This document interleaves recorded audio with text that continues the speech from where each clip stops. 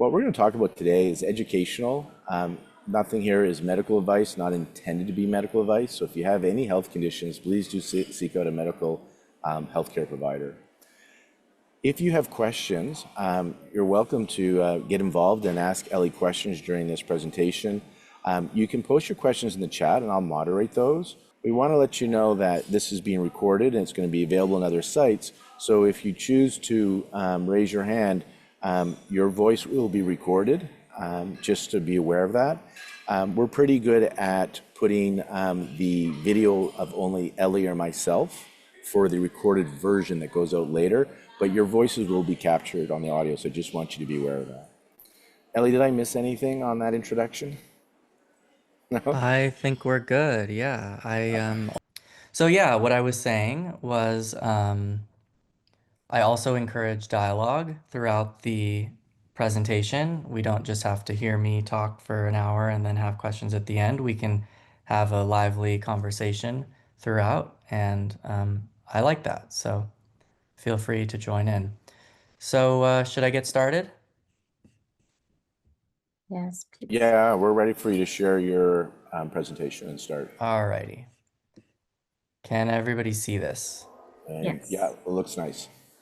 Wonderful, thank you. So, I thought we would start with a brief recap of the first webinar and catch everybody up, and that will take us into to this one. So, in the first webinar, I started with this sort of underlying premise, the fundamental truth that everything is one. Um, and use that as kind of a springing board to get to more divisions and more kind of parts of the oneness. And I laid out the inward journey and the outward journey. So the inward journey is self-realization, and that's a process of transcendence and not identifying with the things of the world or the things inside, and realizing that we are awareness, that our true nature is awareness or being or consciousness. And I outlined the outward journey, which is the journey of the ego, which is self-actualization. And that's a process of fulfillment or acquiring of things. And that's rather than transcending identity with the body, heart, and mind, it's fulfilling the needs and the desires of the body, heart, and mind.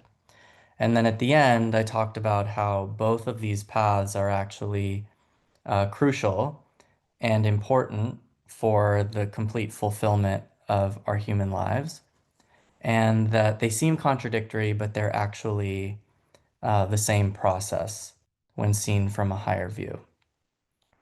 So when I was presenting that, I talked very briefly about how to bring the two paths together, how to bring the inner and the outer journeys together into one experience. And I said then that the bridge between the two is love. And that was a little bit vague. And so today I want to go into a little more, what do I mean by love? And so we're going to break down love even more. So this webinar is going to be all about how to bring the inward journey and the outward journey together. And so we're going to start with the concept of non-attachment. So the idea of non-attachment, this is a very popular term or concept in the East, and particularly in the yoga tradition, in the Bhagavad Gita, non-attachment is seen as kind of the essential point of the yoga tradition. And so I wanted to bring some attention to the concept of non-attachment so that we can understand more deeply what love is and how to bring the inner and the outer worlds together into one seamless experience. So here's my definition of non-attachment. It's essentially you do your absolute best, you give it your all, whatever it is that you're doing, but you have no expectation of outcome or reward. You are not attached to the results. That to me is non-attachment. It's very simple, but it's not easy to practice. Um, so a couple things about non-attachment. When I'm talking about non-attachment, that's different from the psychological concept of attachment theory. Um, when we're talking about how infants bond with their caregivers and have different attachment styles, like a secure attachment or an insecure attachment, that's not what I'm talking about here with non-attachment. The psychological attachment is more of a self-actualizing piece. It's a developmental thing that each person needs in order to grow into a healthy human and have a healthy ego. What I mean by non-attachment in the spiritual sense is sort of on the border between self-actualization and self-realization. It's this idea of doing your absolute best with whatever's in front of you and letting go of any outcome. Um, Now, a lot of people think that non-attachment is not engaging with life. And so there's this idea of let me avoid something that doesn't feel aligned. And that's not the idea. That might be helpful for a time if you want to avoid something that maybe causes too much distress. If you can't tolerate it, it's okay to create some space from it. But the idea of non-attachment is not to avoid. It's actually a complete engagement with life on the outside, but on the inside, it's a total letting go of whatever's happening. So the way I define non-attachment is love plus wisdom equals non-attachment. That's my equation for non-attachment. So it is ultimately a synonym for love. But if we want to bring it down to earth a little more, then I'd say it's love plus wisdom. So what is love? Love is the outward force, that energy of connection that brings us closer to others. Love might look like, it might look like, engaging fully or serving others or fulfilling our desires and our needs, right? It's more, in this context, love is more the self-actualization piece. It's more the outward flow. And then wisdom is the not being attached or not being identified to these things that we're engaging with. Um, and it seems opposite, but they're actually the same thing. Um, when I'm talking about wisdom, I'm talking about the knowing that everything in this world, everything in this universe is constantly changing and therefore impermanent. And so if we attach ourselves to a particular expectation, then we're setting ourselves up to get hurt. We are setting ourselves up to suffer. It's the attachment to outcomes and rewards and results that causes suffering. So it's not wise to attach ourselves to something that's inevitably going to change. And there's really only one thing in this universe that doesn't change, and that's awareness itself. That's our true nature. That's the backdrop of all of life from which everything emerges and returns to. So when I'm talking about non-attachment, I'm saying let's put love and let's put wisdom together, and allow things to unfold as they need to unfold and not be expecting anything, because the reality is, from a place of wisdom, we can't really control anything. If everything's changing and there's so many variables that go into how life unfolds, then we can't, it would be unwise to expect something that we can't possibly know will happen or not happen. So the wisdom piece is about living in the unknown. It's about being here now and still doing your best. So they need each other. Love and wisdom need each other. If you only have love, then maybe you're serving others, maybe you're fulfilling your desires, but you're going to get hurt inevitably because you don't have that wisdom piece to temper you, to buffer you. There isn't this wisdom that everything that unfolds is perfect and there's a divine plan and everything that needs to happen is happening. And if it's not happening, it's because it doesn't need to happen or it's not the right time for it to happen. So without wisdom, if there's only love, then we get hurt and we get caught up in the world. And if there's only wisdom and no love, then we have a tendency to hurt others. We might say, oh, nothing matters, everything's perfect. There's nothing I can control, so I'm just going to do whatever I want. And then that ends up hurting people, and it's not the complete version of non-attachment. So non-attachment is a balance of inner and outer and of love and wisdom. So any questions right there, if we stop there? I'll ask a couple of questions, and again, reminding Yeah. people a few things. If you have questions, post them and I'll moderate them, or raise your hand using the react button. I also just share feedback. It wasn't planned. I'm in an airport, and and I'm tethering. So if my video and audio is okay, I can engage. If it's uncomfortable to you guys because it's all the noise, I'll keep my engagement to a minimum. Okay, so I need feedback from you guys.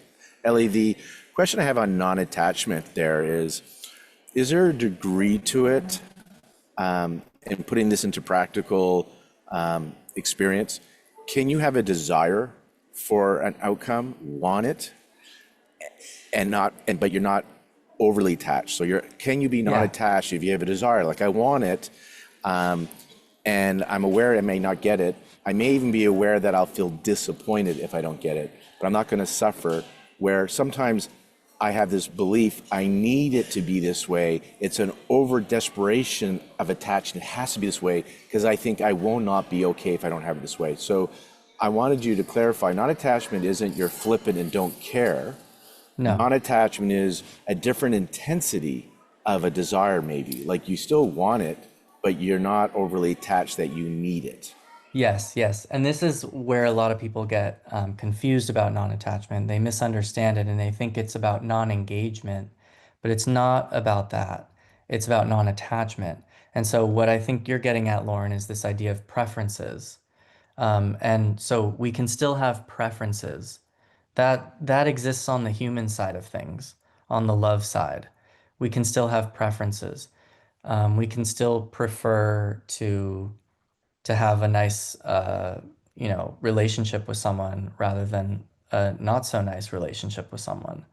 But if it doesn't happen, we're okay no matter what. So non-attachment is still having preferences, still pursuing our desires and our goals, but being totally okay no matter what happens. Because we know that those things that we are pursuing are not who we really are. So we can still have preferences without having attachments. And in the words of Phil Weber, he likes to say sometimes the way to describe this is, I care, but I don't mind. And I really like that. So that's what non-attachment is all about. I care with the heart, I care deeply. That doesn't change anything about how much I care. And with the mind, I don't mind. With the wisdom, I don't mind. So can you do both at the same time? That's the key. That's the really tricky thing is can you care without minding? Now, most people, they can only do one or the other, and that's where we get into trouble. Either we care and we mind, right? We care so deeply, but we also mind what happens, or we don't mind, but then we also don't care. And I had a student the other day, we were talking about this, and she said, the way you're talking about it, it's kind of like having to pat your head and rub your stomach at the same time. You know, it's counterintuitive. How can you care but not mind? But that's the key. That's the key to all of this. There was a question then regarding how do you know when you're not attached to an outcome? Is there a felt sense that accompanies non-attachment? Yes, there is. You will know that you're not attached because you don't suffer. That no matter what happens, you're okay, you're at peace. That's the ultimate way to tell if you're attached or not. And attachment can go both ways. It can go towards things that we like and things that we don't like. So attachment is both um, indulging and resisting. They're two sides of the same coin of attachment. So um, you can um, you can still what was I gonna say? Totally escaped me. Um, I forgot. I'll ask another question. Yeah. They want to know how do you avoid to be attached to results from whatever you do then? How If do you you don't, avoid? or is it not something you're avoiding, but there's a process inside of you? Like when I think about this, Ellie, and so I'm looking for clarification, I'll bring in this question about the avoiding. Yeah. I'm pretty clear that I've had experiences of not feeling attached because I knew before I was attached, so I know what it felt like. And then I was Yeah. able to hold a space at one point where I still had that desire, preference, but I really was at peace. And it just was a Yes. different thing. And the question of this person asked, how do you, any tools for this or how do you avoid it? We all have practices, which hope you're going to share some of your tools. Yeah. Yeah. My insight was because of these practices that I feel helped me get into a state of presence, that it was just all of a sudden an awareness that I wasn't attached. I had an intention not to be attached. And actually, Yes. I used to try to trick myself, pretend I wasn't attached so I could get what I wanted. I thought, Right. but Yeah. so, yeah. You can't fake non-attachment. It has to be authentic. And this is what I was gonna say is that there's two sides to the coin of attachment. There's indulgence and resistance, and they're both the same. You can attachment can look like either grasping towards something that we like or resisting something that we don't like. But they're both forms of attachment and they both lead to suffering. And so we have to be okay with whatever happens, no matter what. We have to just let everything go. It comes in this moment, and we engage with it fully with our entire being, with our whole heart. And then once it's gone, we let it go. And we don't live in the past or in the future. We're fully in the present moment. So non-attachment is really the bridge between the inner and the outer. Um, but then you were asking, how can you actually do this, right? It's one thing to say, I care and I don't mind. It's another thing to live it and experience it, practice it. So, in order to get into how to do that, we then have to break down the ego. And that's where we're going next. So, can everybody see that, this slide, transcending the ego? Okay. So, in order to understand how to really non-attach, how to be in that way, we have to understand the ego because the ego is the entire issue. The ego is what attaches. This is the veil that blocks our awareness of true nature, which then makes us forget that we are being, that we are awareness, that we are always okay. It blocks the wisdom and the love. And it forces us to identify with the things of the world, and then we suffer. So this diagram here is essentially the cause of suffering. And when I say the ego here, transcending the ego, I'm not talking about the psychological framework that remains after awakening. I'm talking about the ego that dissolves in order for awakening to occur. So the ego that we're transcending here, that we're looking at, is the one that we are letting go of. And so there are three layers to the ego. And in order to be able to practice non-attachment in the right way, we have to understand these on some level. So the first layer of the ego is defense mechanisms. This is the sort of outward facing um, mechanism that keeps things in separation, that keeps the inside in and it keeps the outside out. And it leads to this illusion of separateness. Then you have the subconscious feelings, which the defense mechanisms are actually protecting and hiding. And then you have the false beliefs that are causing the subconscious feelings.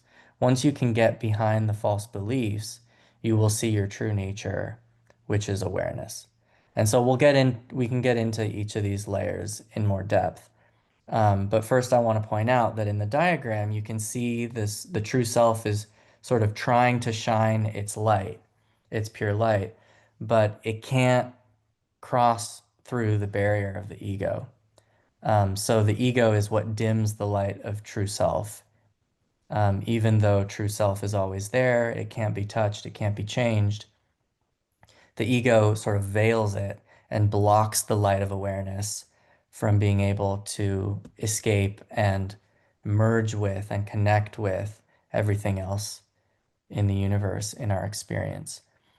So disclaimer here, when we're talking about the layers of the ego, um, there's the definition of ego in the psychological world, and then the definition of ego in the spiritual world. And so I want to make a distinction here, a clarification, that the ego in psychology um, is kind of what Freud found, he talked about. And he says that there are sort of three layers, right? There's the id, the ego, and the superego. And I would say that all three of those, the id, ego, and the superego, are what I'm talking about here and calling the spiritual ego. And you can see that there's some parallels between the three layers of id, ego, and superego and the ego that we're transcending for spiritual realization. So you could say that there's a parallel, a similarity between Freud's ego and the defense mechanisms. It's the outermost layer. So in psychoanalysis, the ego is basically defined by our defense mechanisms. It's our outward facing self is defined by how we resist and indulge and attach to reality. And our defense mechanisms are essentially these psychological tools that block the flow of energy. Then you could see the subconscious feelings. The defense mechanisms are what's blocking the feelings, right? So ideally, we go through life, we have these feelings. Every event we experience creates an energetic experience for us in the system, in our bodies. And if we don't like the feeling, we will defend and resist, right? And that's a form of attachment. We will resist a feeling from coming up, and it gets stuck in the body and it gets shoved into the subconscious. And that's what the subconscious feelings are.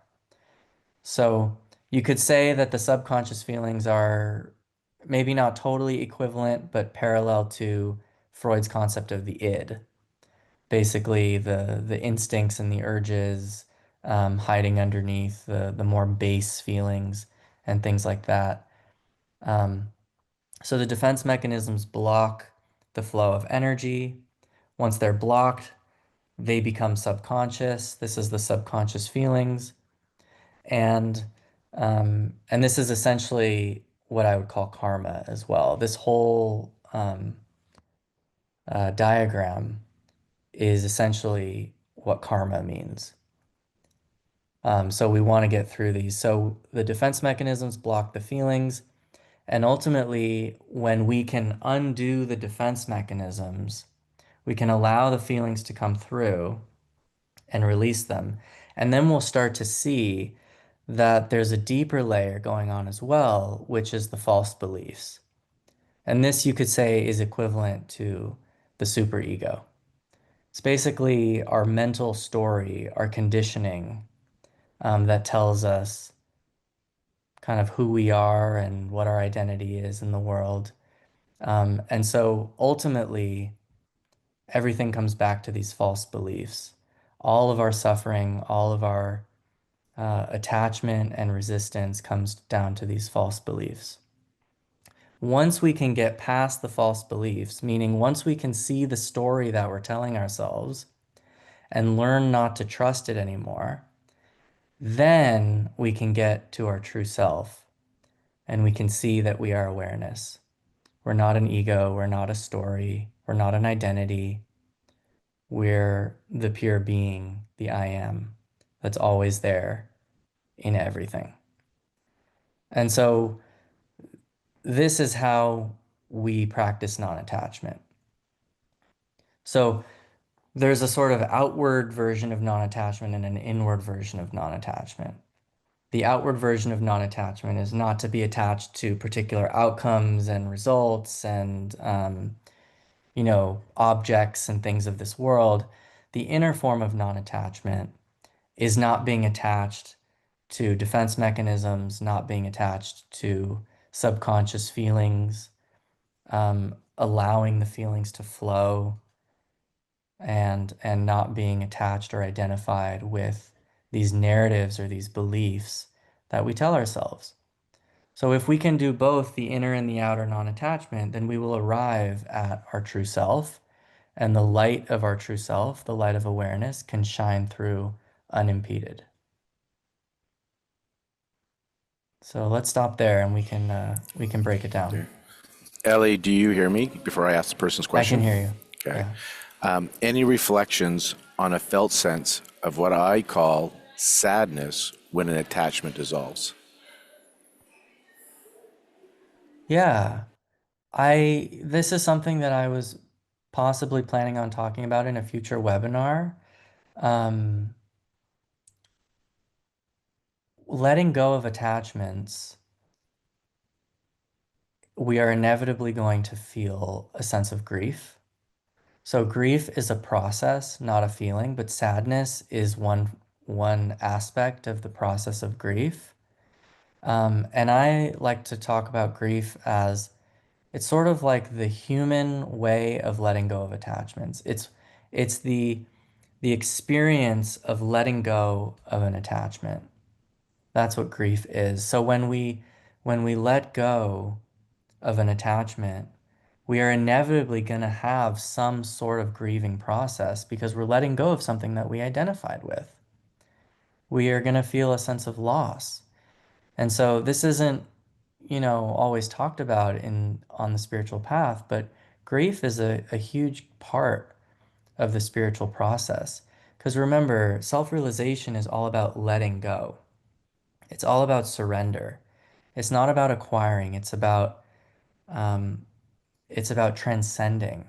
And in order to transcend, we don't get rid of something, but we let go of it. We let go of identification with it. And that's inevitably going to cause grief.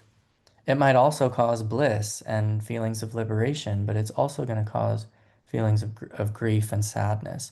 So sadness is a very normal and healthy response to um, non-attachment. And it's important that when you feel that sadness, that you allow that to flow through, and you not attach to it, that you let it let it do its thing. These feelings are intelligent, they know what to do, and so we just want to notice it, witness it, not identify with it, and let it flow through, and then we're closer to our true nature.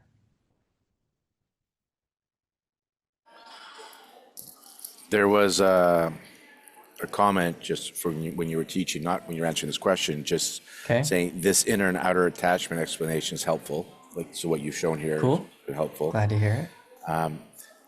There was a question about results and outcomes, and they weren't sure if they Okay. missed it. But the question is, but what about people? And they share, like, they're thinking about their children, wondering if it perhaps resolves itself naturally as they grow up.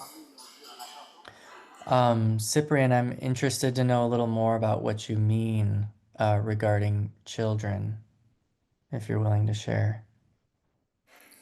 Yeah, and you can either type it in or let us know whether you want to be unmuted, and then we can Attachment unmute to you. children. Yeah, so I'll just answer this as best I can, but even children, it applies to even children. Now, this is a harder one for parents to get behind because their kids are, very dear to them. They love them very much, and so they want what's best for them.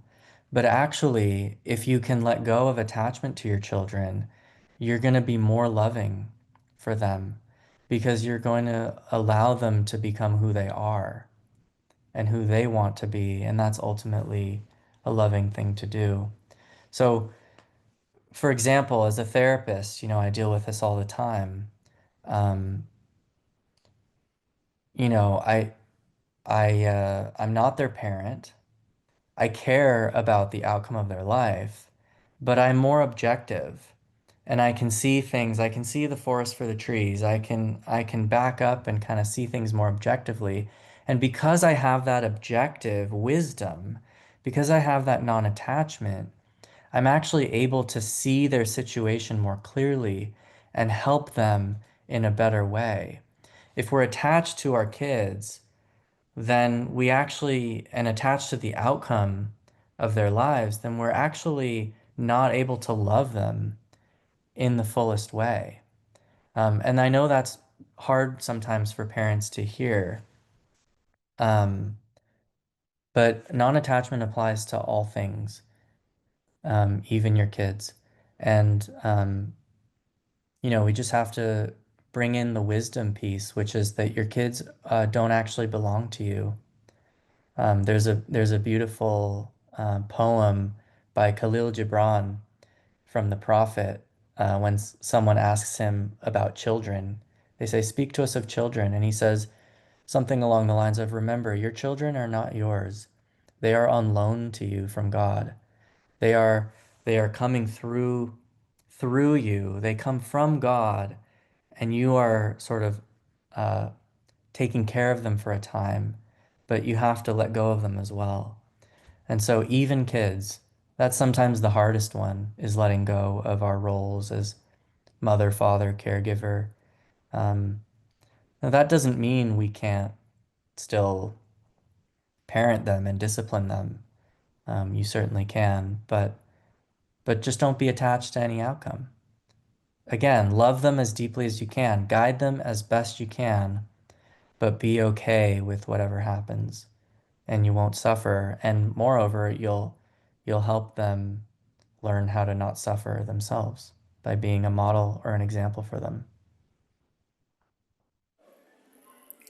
Ellie, I have one more question. We're going to collect more of them, but I was thinking because we Okay? have that quarter after the hour, we have that stop. I want you to get through as many slides. So I'll do a Okay. few questions for each slide, but not necessarily all the questions, and then we'll come back if we have time.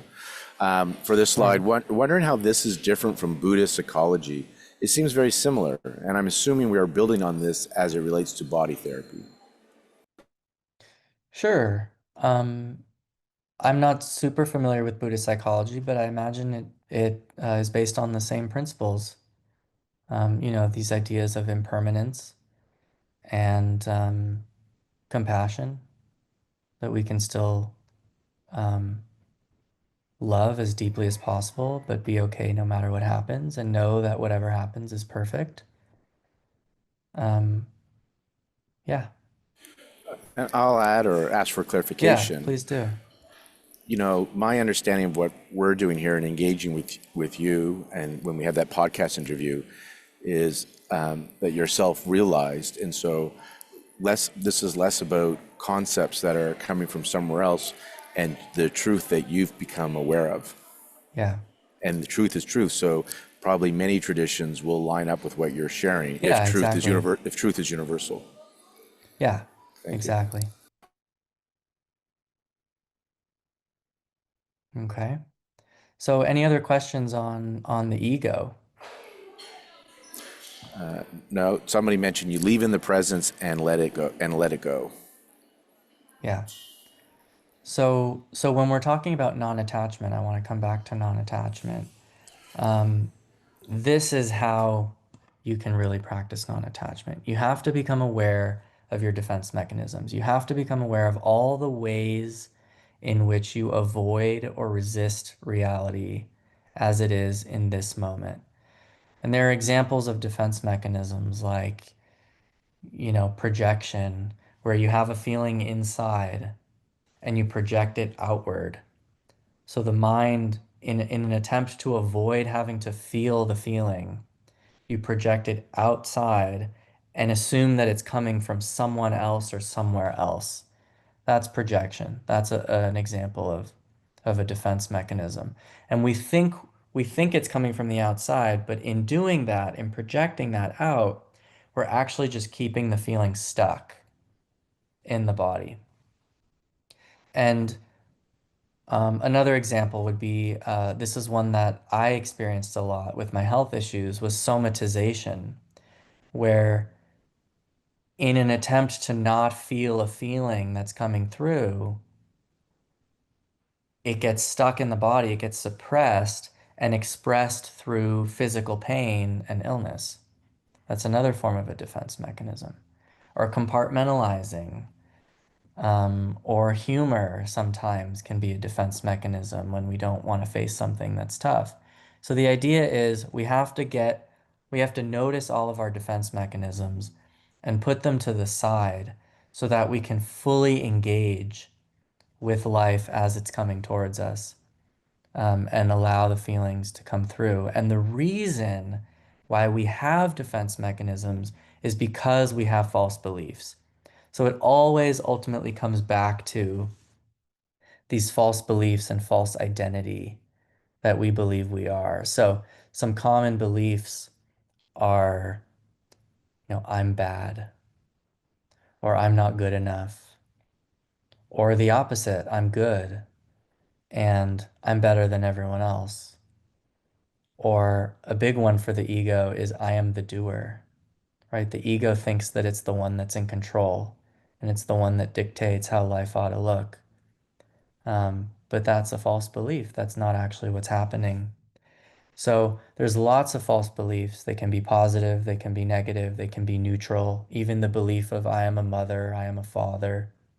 Well, that's not really what your true nature is. Your true nature is awareness, and awareness is playing the role of mother or father for a time. But if you believe that you are mother or father, then you're going to try and keep out what doesn't fit that belief and grasp onto what does fit that belief. And in doing so, you've created essentially a mental prison for yourself, and that's why suffering happens. So, so it all comes back ultimately to the false beliefs.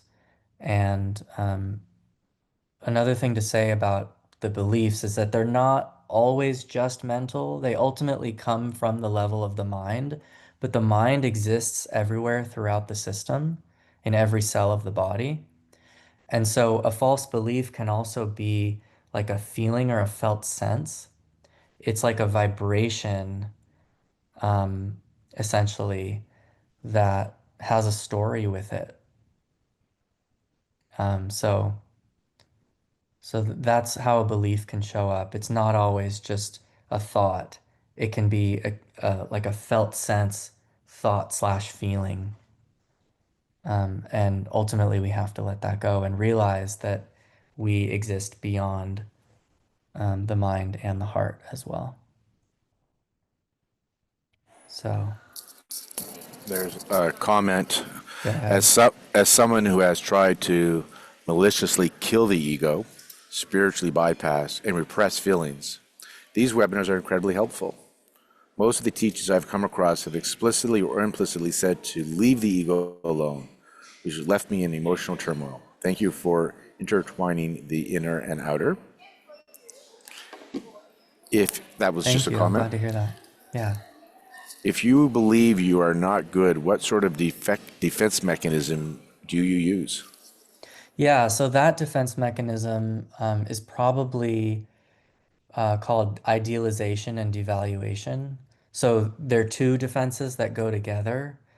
Idealization is you either idealize others and you devalue yourself, or the flip side, you devalue others and you idealize yourself.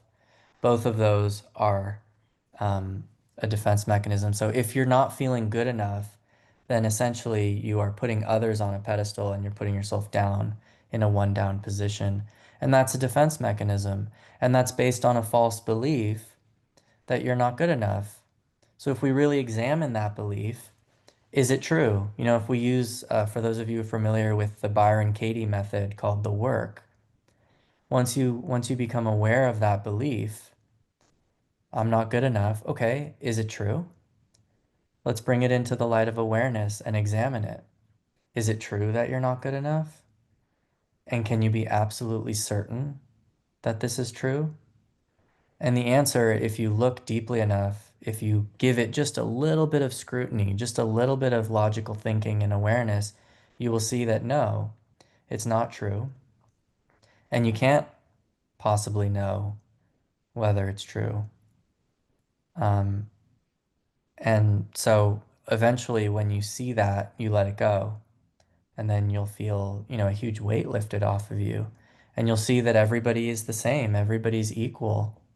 And your worth is not determined by what you do. Your worth is determined by your existence. By the very fact that you exist, it means that you're good enough and that you're equal and you have equal value and that you deserve to take up space on this earth.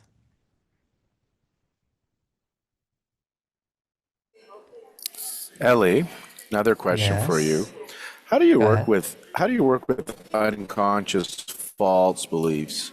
So when you're alone at night and your body goes into freezing fear, even though consciously you know you're safe, your body does not feel safe. Yes. So good question, because this is kind of where it comes back to what I was saying with the false beliefs, that they're not just cognitive, they're also somatic. And so you might have a conscious sense that you are good enough, but on the subconscious level, deep down, you still feel that you're not good enough. And no matter how many times you affirm, I am good enough, I am good enough, you believe in your heart that you're not good enough. So, how to do this? Well, first, I think it's a good first step to at least cognitively recognize that the belief isn't true. That puts us on a foundation to then be able to let go of the rest.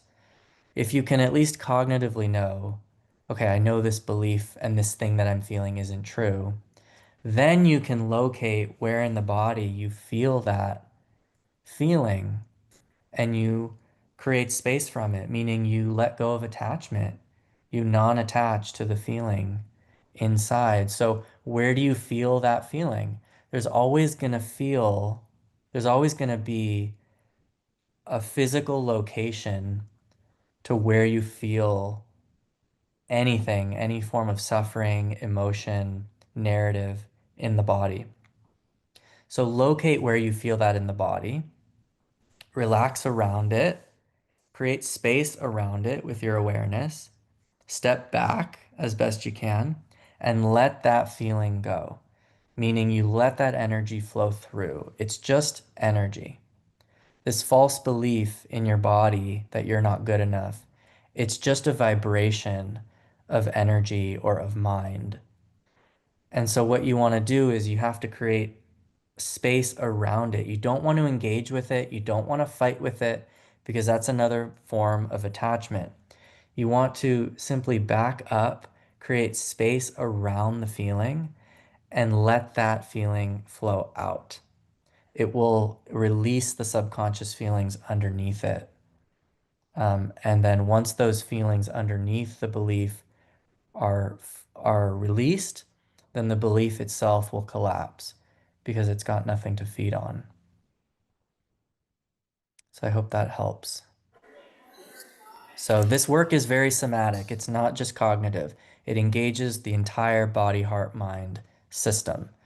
So non-attachment in a nutshell, if we're talking about the inner renunciation or the inner non-attachment rather than the outer renunciation or outer non-attachment, we're talking about letting all the feelings come and go, noticing the beliefs that show up on a somatic, emotional, and physical level, and mental level, and not engaging with them, not avoiding them, just letting them go.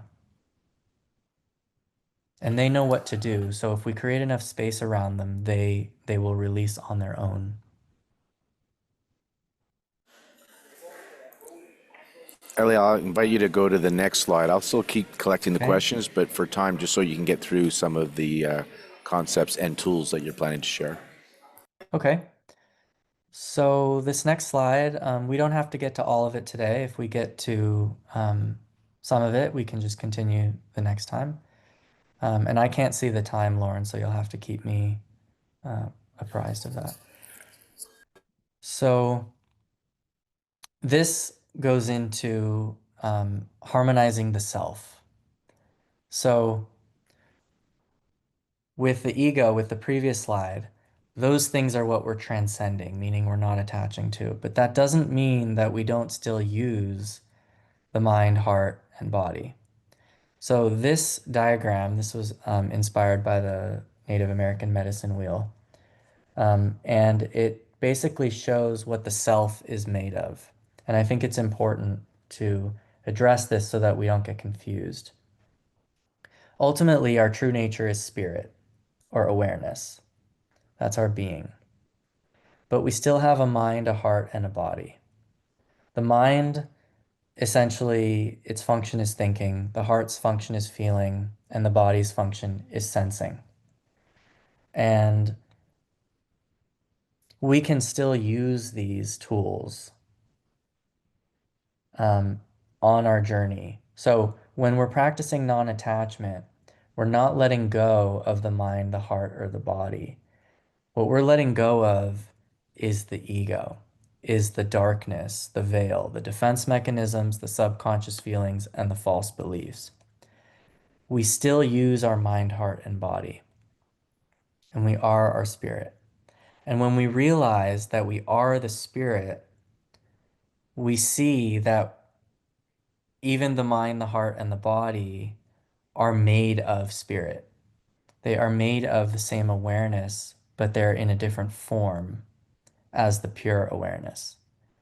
So when we're talking about harmonizing the self, the capital S self, it's all of this. It still includes the heart, the mind, and the body, but we have to know how to engage with it in the right way.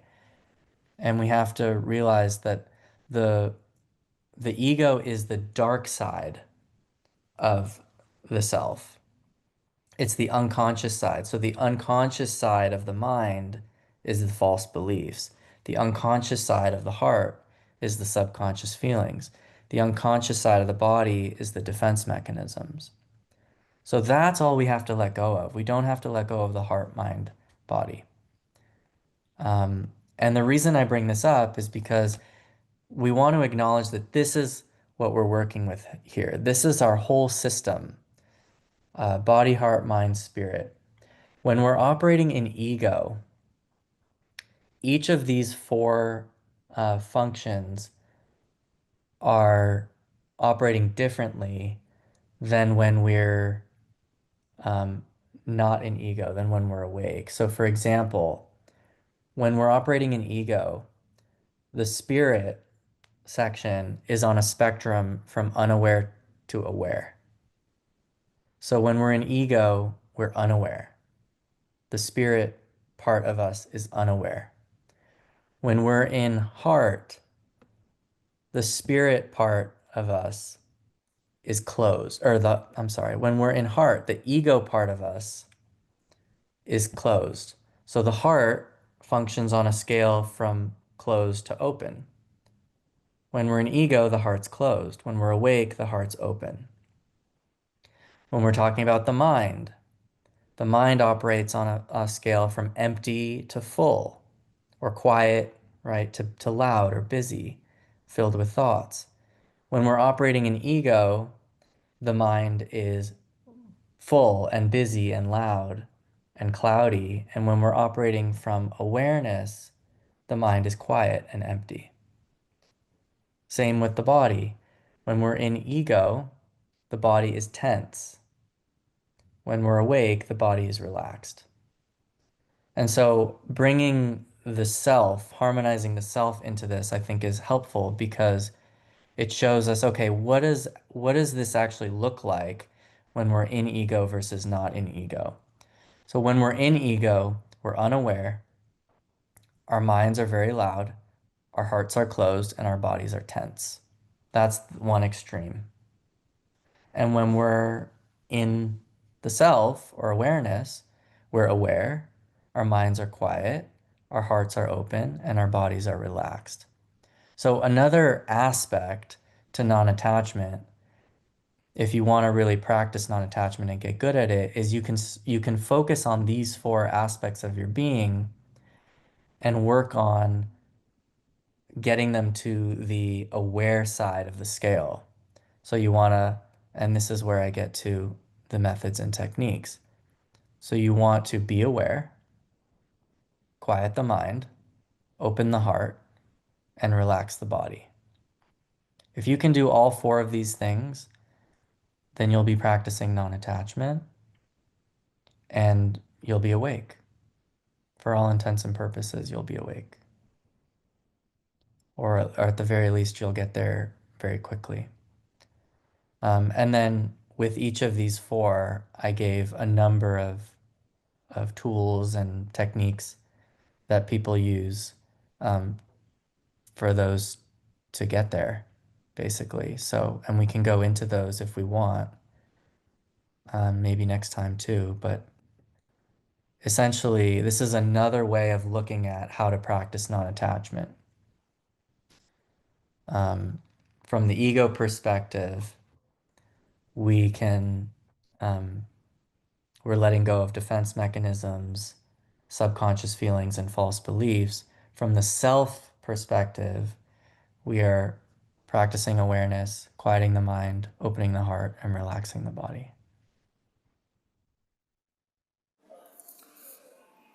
All right, let's ask a few questions. Yeah. Where do traumas with a big and small T fit into this picture of harmonizing the self? And if you can mention when one is more self-realized, what happens in the face of minor to colossal traumas one encounters on their life path? They say some things in life you just won't be prepared for psychologically and or spiritually. Okay. Traumas with a big and small T fit into this picture of harmonizing the self. Okay, so just for those who don't know, a big T trauma is something like, a life-changing event like a car accident or an earthquake or something like that. A small T trauma is more these sort of subtle violations of our being over time, like someone saying something or, emotional abuse is a big one that's kind of like harder to identify as a trauma, but they stack up over time and they can actually be more impactful than a big T trauma. So where does trauma fit into this picture of harmonizing the self? When we are in trauma, we are essentially not any of these things, depending on how bad the trauma is. When we're in a trauma response, we're not aware, our minds are very loud, our hearts are closed, and our bodies are tense. So being in a trauma response is essentially being trapped in the ego. Ultimately, a trauma. Um, so, what is a trauma? Essentially, a trauma is you have an event in your life or multiple events stacked up. Those events come in energetically. For whatever reason, we have a story that we don't like what's coming in. So, we block the flow of that energy and it gets stuck in the heart as subconscious feelings and in the mind as a story that we continue to believe and perpetuate. So, how does it fit into the picture of harmonizing the self? when we work through our traumas, we realize, oh, there's feelings here that I haven't processed. So you have to open the heart and release all those feelings and face those feelings. And then you'll realize that there's a narrative hiding underneath the trauma. It's either I'm not safe, I'm not good enough, I'm responsible, I did a bad thing, whatever it might be. There's many, many kinds of stories that can be hiding under a trauma, or there's danger around the corner, or something like that I see a lot. And then we have to let that go and quiet the mind, and then we'll come back to our true nature. And the rest of the question, if you could mention when one is more self-realized, what happens in the face of minor to colossal traumas? So the more self-realized one is, the more capacity they have for feeling and emotion, the more awareness that one has, which means that a, each trauma has its own amount of energy. So being self-realized means that the aperture is open enough for that energy to flow through. So if you're minimally self-realized, then a big event is going to come through. It might cause you to stretch your awareness a little bit more so that you can release that energy. And in doing so, you become more realized. You become more aware. So everything's feeding you. If you're very self-realized, then you can have a colossal trauma and it'll just flow through you because the aperture of your consciousness is wide enough. There's just nothing that gets stuck. The flow is able to go. So the more self-realized you are, the more tolerant you are, the more you can handle, essentially. But if you're self-realized, you're not going to identify with any narratives or any feelings, and so you're just going to let them flow through eventually. They might take a little bit of time to get through, but they'll flow through. They won't get stuck, no matter what. Let's see. Yeah, There, I think there's a that question. answered that. Yeah. Okay. Are there consequences to trying to separate or remove the ego without help? Seems like a deep physiological process since we identify ourselves so deeply with our ego. Yes, there is. There's a big shift that happens, and you have to be prepared for that. I mean, ideally, if you're doing these spiritual practices, you're going to be approaching self-realization gradually. You might have these big moments of awakening, these big events, but generally, for most people, most of the time, it's going to be a gradual approaching. So your body and your system is going to have time to acclimate as it goes. But if you're doing this hardcore ego scooping out work, then it is a good idea to have someone in your corner who you trust and who's equipped for these things, because it is going to take you on a journey. Um, as you can see, the ego has its hooks in all aspects of ourself, all aspects of our being, the body, heart, mind, and spirit.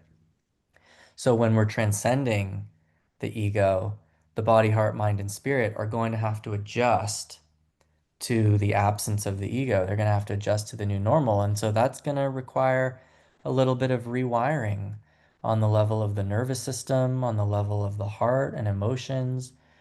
We have to get used to not having an egoic center or a center where our identity is fixed, and rather we learn how to float.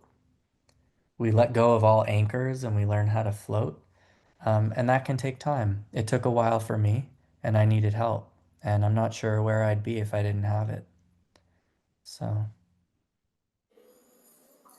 Ellie, for time wise, we yeah. have under 10 minutes. Okay. So, and I apologize to everybody. I do have to jump on a plane. I'm in an airport, so it's a really hard, it's a hard stop. Yeah. Do you want to go into it? There's questions, so we're going to leave some questions and we'll keep those in our document for even next time. But Okay. do you want to go into another slide? Do you want me to look at other questions, or do you want to go over a little bit of these methods a bit? Well, I have one more slide that I would Oh, like to read before let, we wrap up, but and let's do then we that. can maybe finish with some questions if we Sounds have good. extra time. Thank you. Okay. So the last slide is a passage from the book called The Four Agreements by Don Miguel Ruiz. It's one of my favorites, and I think it sums up the idea of non-attachment quite well. And so it's always do your best. Under any circumstance, always do your best, no more and no less. But keep in mind that your best is never going to be the same from one moment to the next. Everything is alive and changing all the time. So your best will sometimes be high quality, and other times it will not be as good. Doing your best is taking the action because you love it, not because you're expecting a reward. If you take action just for the sake of doing it, without expecting a reward, you will find that you enjoy every action you do. Rewards will come, but you're not attached to the reward. You can even get more than you would have imagined for yourself without expecting a reward. When you do your best, there are no regrets. When you do your best, you learn to accept yourself. But you have to be aware and learn from your mistakes.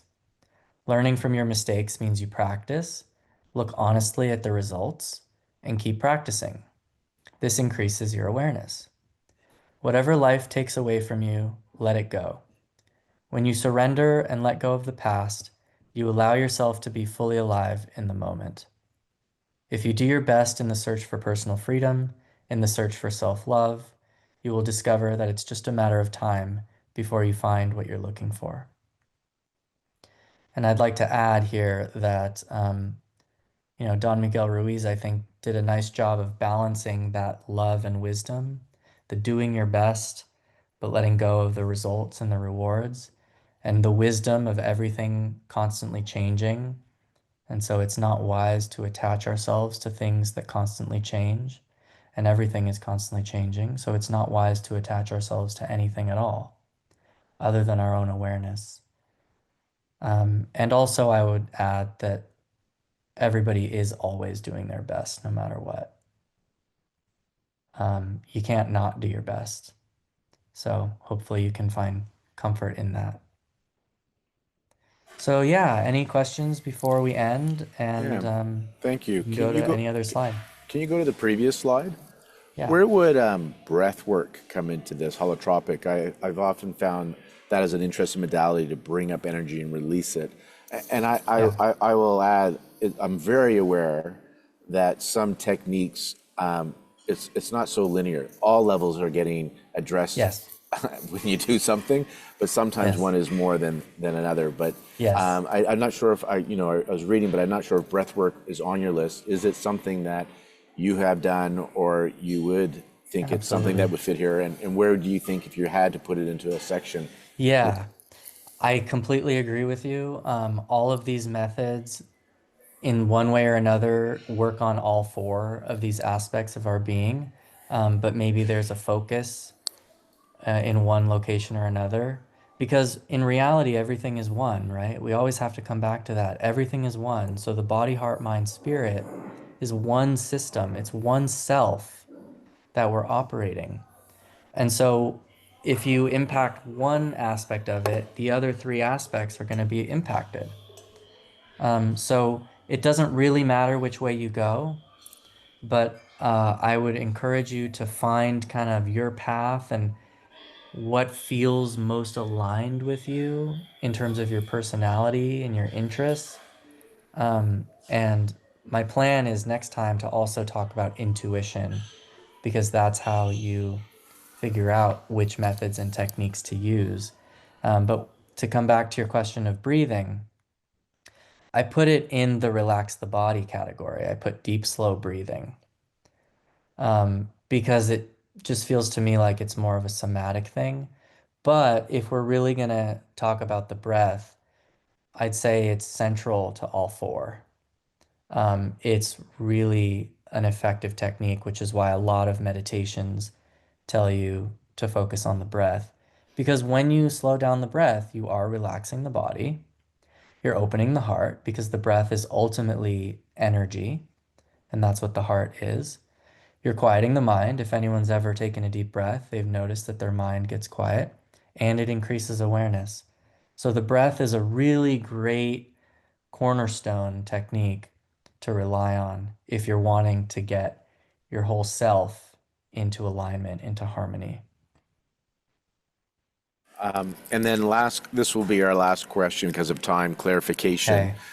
You talked about everybody's doing their best, so don't worry about it because you're doing your best. Otherwise, you would have Yeah. done better. The question comes, can you clarify you can't do your best? If one is cognizant of their choices and they consciously choose the choice with less promise, lower vibration, etc., then in that case, did they not do their best? Wouldn't you agree to that? I wouldn't agree with that. I would say they still did their best, and here's why. Because on a cognitive level, they might know what to do, but if they didn't do what they thought was the best thing, then I would ask why. Why didn't this person do what they felt was their best? And the answer would be there must be some belief there, some false belief, or some subconscious feeling that is dictating that they're going the other way. So they're still doing their best. They just might not be aware of these other subconscious forces at play. Thank you.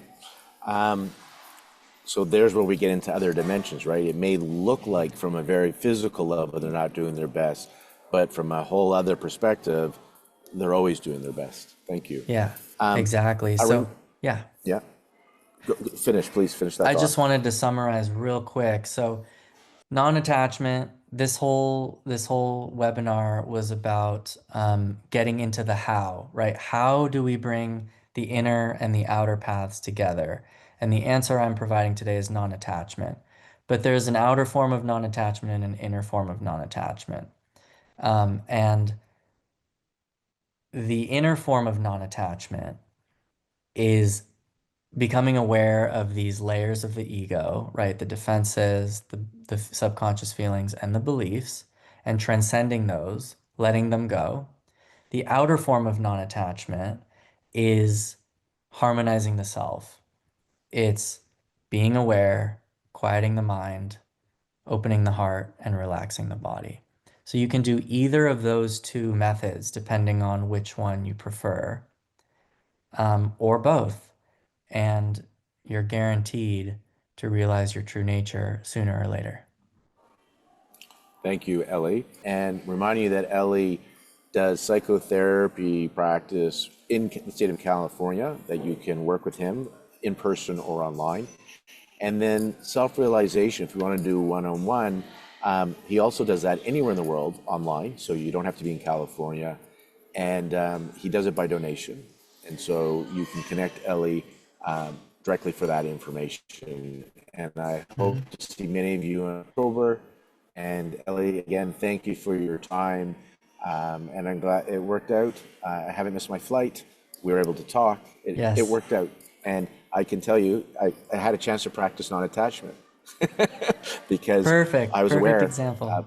I was aware in 48 hours that this is not going to work properly. And I Yeah. just rearranged a few things. I'm here. I didn't know if there would be internet. I didn't know if I'd be able to plug in. It would be, I did not know. And I just trusted as the process went, we would figure this out. And Absolutely. fortunately it did, but it doesn't mean it would. I didn't think it, I knew it could not have. So this was a perfect talk for me because I have Yes. to say, I had my little heart rate go up at one point, and then the process that you shared in there, going through those steps, I was in a place where I prefer it work, and yet I was at peace whether it would work or not, and I just knew it would work out. And Exactly. I knew I was talking to Ellie, everybody. I knew I wouldn't get some crazy irate guy that if I had to cancel or I wasn't here, I just knew who I was dealing with as well. So I was like, it's Good. going I'm to be, glad. I said, it's going to be fine. It's I'm going to glad be that brought you fine. relief. Yes. Yeah. Yes, yes. All right. Perfect example. And thank you everyone for coming and listening. I really appreciate it. Thank you to Lauren and Patty and the team. You guys are great. Thank you. Hope you have a safe flight, Lauren. Thank you. See you all in October. Bye now. Bye. Take care.